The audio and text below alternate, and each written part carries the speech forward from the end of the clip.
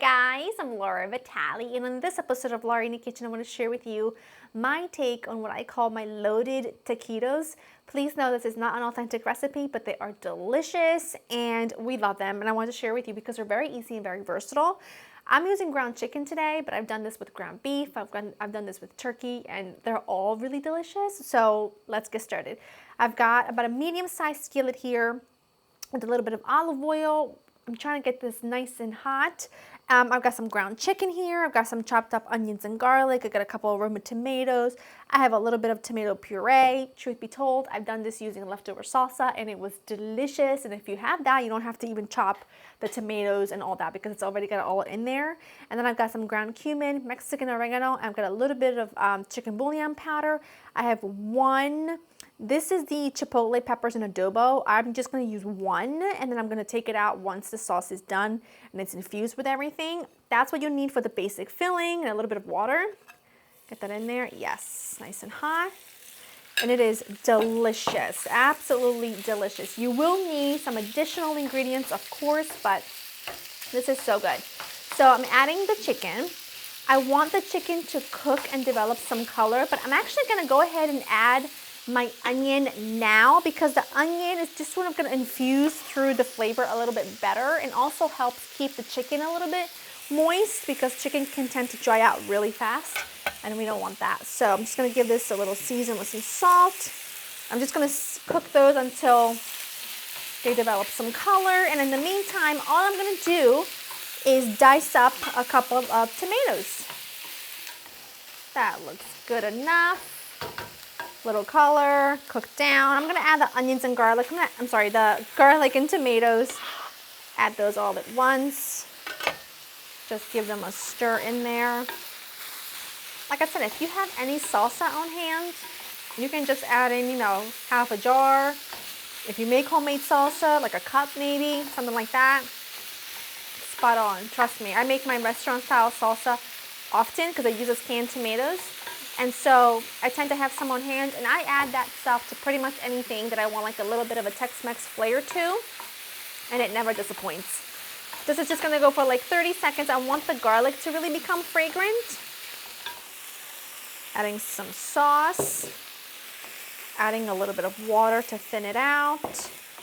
Trust me when I tell you, this is gonna be phenomenal. And then your spice mixture. It smells so good already. If you hear sous chef, she's nearby. She's playing with some containers and some dry goods, whatever it takes. And then my chipotle. I'm gonna add that in, and it's gonna infuse flavor, but I'm gonna be able to take it out after. Hi, pretty girl. And now I'm just gonna let this kind of simmer on low heat for like 15-ish minutes, if that, and then we proceed. That looks great. It's reduced, it's thickened up, it's really flavorful. I'm gonna add just a little bit more salt, just a little pinchy pinch. Then I'm gonna add, and don't get mad at me, I'm gonna add a little bit of cream cheese. I'm only gonna add about an ounce or so, and this makes all the difference. This is gonna get really creamy and delicious, and then it just kind of gives the filling, I don't know, it just makes it doesn't get dry, and it's got good flavor. I have the heat on to really low. But all I want to do right now is basically melt the cream cheese and I'm done.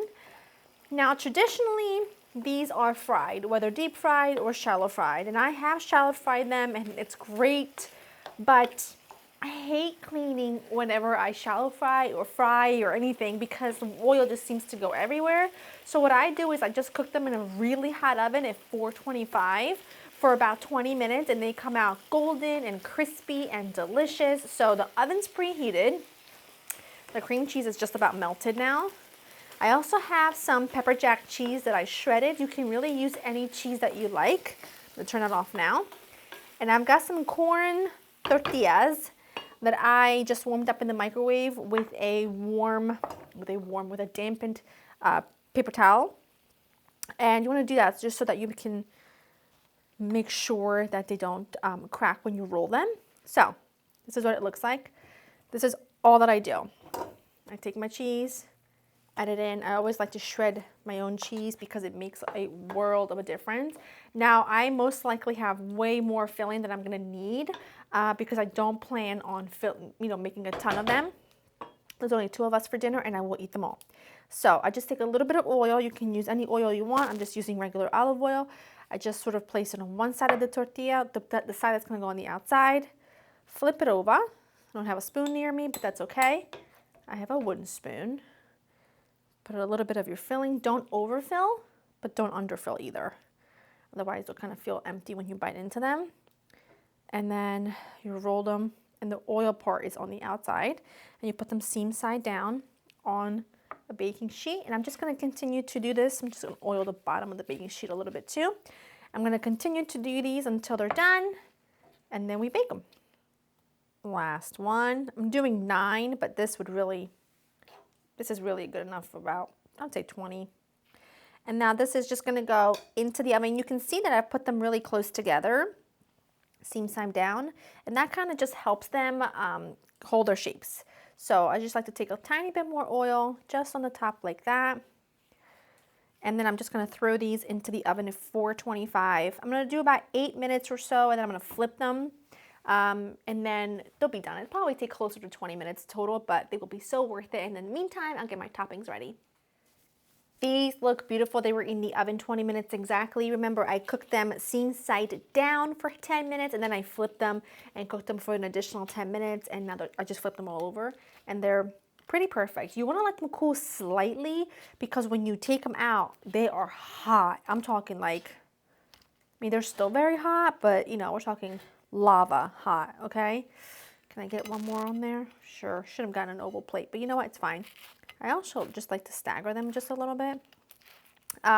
For my toppings of choice, I am using some sour cream that I have added the squeeze of a half of a lime. So here, I've got some shredded lettuce, I've got some tomatoes, I've got some cilantro, and I've got some cotija cheese. You can use whatever you want. Queso fresco. This is actually queso fresco. You can use, cotija, whatever your heart desires. These just happen to be things that we love and that go really, really well together. So I just do very thinly shredded lettuce, and toppings are totally up to you. Sometimes I do avocados, sometimes I do jalapenos, whatever you've got will be fine. Tomatoes, and when you mix them all together, when your taquitos are still a little bit warm, it's pretty dang on phenomenal. I put my sour cream in a piping bag. Snip that. I'm gonna move this off to the side for a second because I like to do one of these. I just think you get it so much more evenly. And then I do a few more tomatoes over that. Let's do a little bit of queso fresco, crumble it just like that. And then we'll finish it with some cilantro. And they are so good. Perfect for a small gathering. Perfect if you like to do picky foods like I do. If you're doing cards, we love to play poker or Monopoly. Let me start on Monopoly. I lose all my properties on Monopoly. Not enough of a shark when it comes to being a landowner. And then that's pretty much it. Do what you want with it. I'm going to grab this one right here. Do what you want with it. Make it fun. It's going to be really hot though. Crunchy. So hot.